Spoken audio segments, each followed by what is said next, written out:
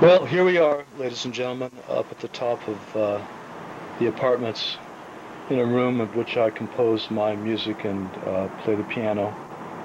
This is a picture of the piano, as you see it.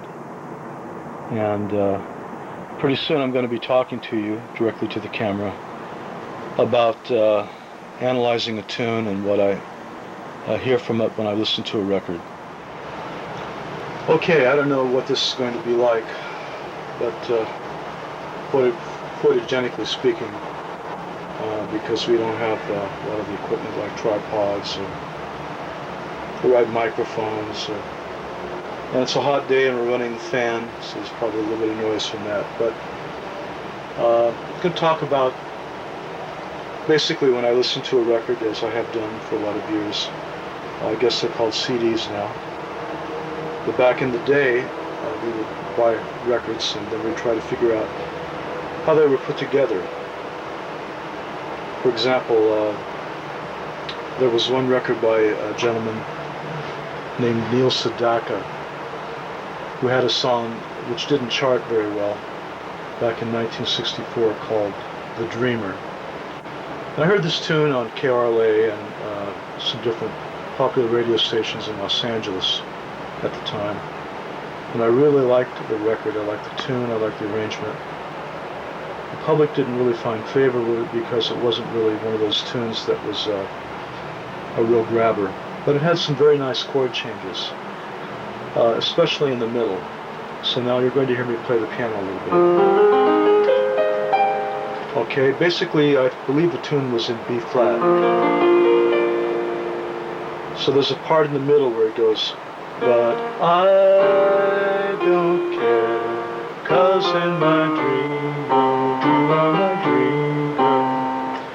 Okay, from that point it switches from B flat to what we call an F minor 7th chord.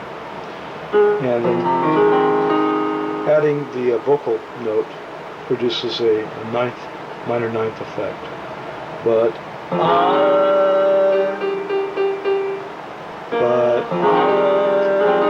don't care. And then it goes to B flat 7. 'Cause in my dream world, you are my dream girl.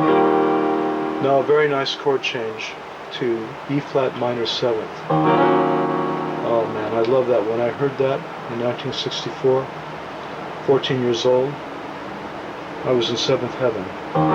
So my prayer goes out to each little sheep, D flat major 7th, and then back to our key by a half step, C minor 7th to F 7th. Keeps me asleep, and back to our key. The dream. You know, you would hear stuff like this, and of course I didn't really know music back then. I didn't have a musical training, but my ear told me there was something special happening, harmonically speaking. And I guess from a very young age, not only rhythmically, but especially harmonically, those were some of the things that I latched onto. Now, some of my friends, for example, there was a fellow named Jim Ramus, who played a Fender guitar and rock and roll, and he was more into the hard rock groups. And so his harmonic sense was nil.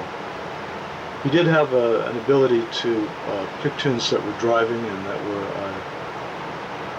forceful, such as the Yardbird tunes or the Stones. And these were basically 3-chord songs or 4-chord songs, and those in themselves are great for what they are. And if you were going to perform them in a group, I suppose those would be better to perform. But for me, their harmonic sense, I would hear a record by a composer who might have been classically trained. For example, Neil Sedaka, the gentleman I just mentioned who wrote the song, was classically trained. He studied classical music on the piano, and he knew a lot about music. And so he would write these beautiful tunes with beautiful changes. And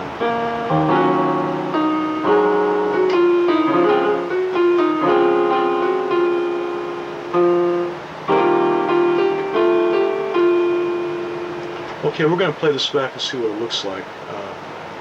and then we'll do some more, okay? All right.